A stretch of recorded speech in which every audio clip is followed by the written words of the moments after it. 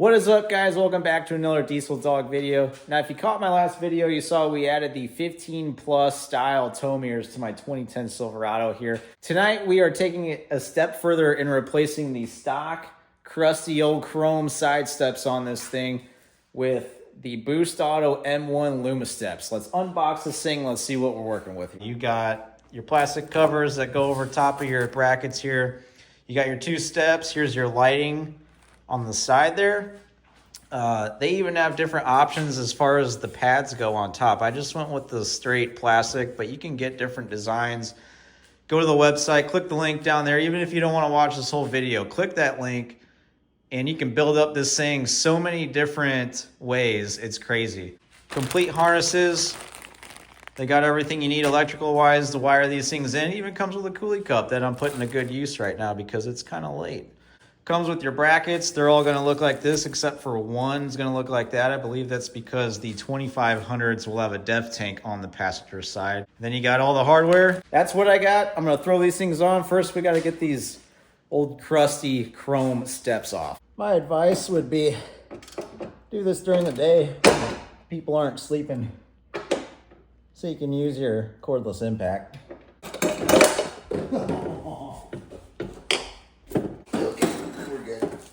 Now, if you already got steps, you can reuse your hardware you already got in there. It'll be these style clips on some of them. You just stick it in there. If not, you can use the supplied hardware that Boost Auto sends you. Some of these holes, you'll put it in there. Some of them are threaded already, like this one. Threaded hole there. Threaded nut there. That's kind of welded to the pinch weld there. Same on the very front one here on the driver's side. You got your mounting threaded hole there and that one. So just pay attention to where they go. A little bit better look at all our bracketry. I always go ahead and lay out like my bolts and stuff. I'm just kind of OCD about that kind of stuff. And I'm gonna go ahead and buy a lottery ticket in the morning because I'm in Illinois and I didn't break any of them bolts off. I don't want to snug up my brackets until I get everything kind of started on my nuts and bolts and stuff. You are going to be a little bit different than your stock steps. Your stock steps have 4 mounting brackets. This kit is going to have 3 mounting brackets per side. So I've got one back here. The next one is like right there. So you're going to skip up and you're going to have 2 kind of right under the driver's door there. Go ahead and dump your baggie with all your hardware for the steps themselves, you know, right in a pile here and let everything roll off. Keep everything nice and neat, but here's your mounting bolts here. Pretty self-explanatory. They're just gonna slide right in. So 2 up there, 2 in the middle, 2 in the back. Sticker on your mounts, your brackets, and then you can kind of center it up where you need to go. Slider. Ow! That's a finger. Well, we're in. So all I did was I got this thing kind of set up on there. Then I went and tightened all of my brackets. And then I came back and tightened this thing. Now the hardware on this thing from underneath is going to be a washer, lock washer, and nut. Pretty easy. 1, 2, 3, 4, 5, 6. Now we're all done. If you're confused as to which one's left and right, underneath your connector there for your lighting, make sure that's towards the front. Then you've got your little plastic covers here. They're just gonna slide in there like that. And then you've got some holes on the side. You're gonna take these little push pins they supply. You're gonna stick it in. Where's she at? Find your hole, match it up. Now these things are threaded, but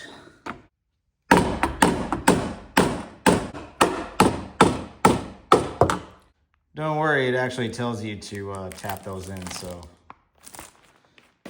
there you go. Passenger side, obviously pretty much the same. This is the front bracket right here, but as you come back on this side, you can see we've got a little bit different stuff going on here. This is to accommodate your def tank. You're gonna have the one piece that's gonna go in there first. You're gonna snug it down with one bolt there. Then you got your other bracket that's gonna come up from the bottom. And assuming you don't break this bolt off, you're gonna secure it there. And then you got another bolt that comes in from the side here to secure the two brackets together. Now I do have that one broken off, but feels pretty solid. So someday, probably never, I'm gonna have to come back and drill that bolt out, I guess. So much for the lottery ticket. Hopefully this is the last time I gotta squeeze back through behind the truck here. Wait, I gotta wire it in, gosh. For our wiring, we're gonna have two different harnesses. This one with the eyelets there, you can see the eyelets. That's gonna be your power and ground there. That's gonna be for your driver's side. This other one here is gonna be for your passenger side. Now, Boost Auto instructions show you just kind of finagle it down into the wheel well there on either side, run your wires up to your headlight connectors. I got the driver's side kind of pulled back here, but basically you're going to be trying to access your main harness there. That side, you're going to have to take the air box out and you can get right to it. And then you can start running these around. So I'm going to start routing these wires here, catch on back up with you guys. Okay, empty bag. With our harness getting ran here and our air box out, we can access our connector here. You're going to take the truck side, the harness here, and looking from the back side, you know, with the clip on top, you're looking for bottom left and second all the way from the right on that bottom row. So this one and the blue and white. I don't know what color that one is because I'm colorblind.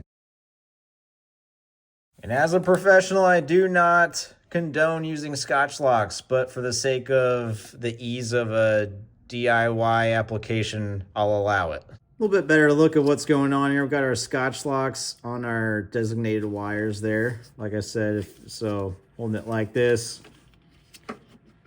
This one all the way to the left. The blue one's gonna go into that one. And then third from the left, 1, 2, 3 over. Your red and yellow wire is gonna go to that one on the passenger side here. And then your connector coming off that is going to plug into your main harness you're running there. Basically, you just plug it right into your harness there. It's a fatter connector and a skinnier connector.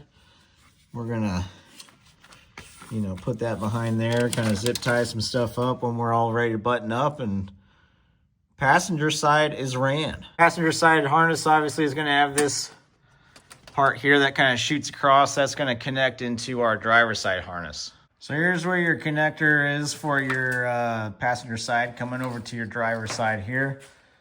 Here is your wires coming off. You're going to have a black ground. I haven't hooked up yet, but you're going to put it on that ground strap right there on the firewall.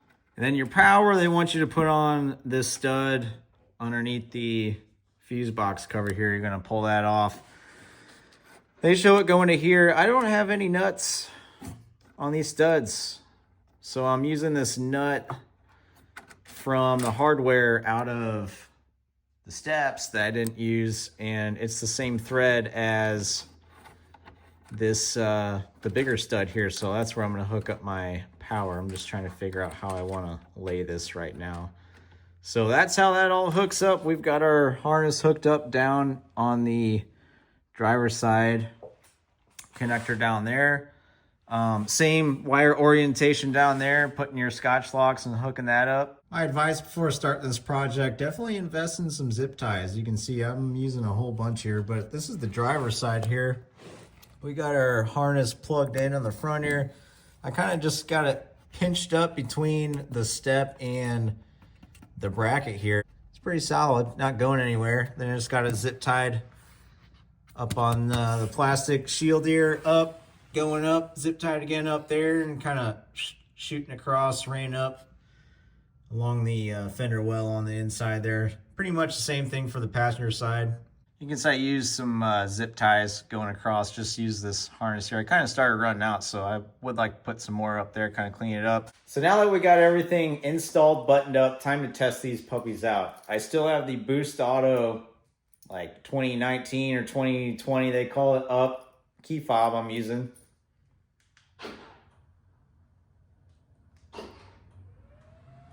Bruh. Oh yeah. Oh yeah. Switch it.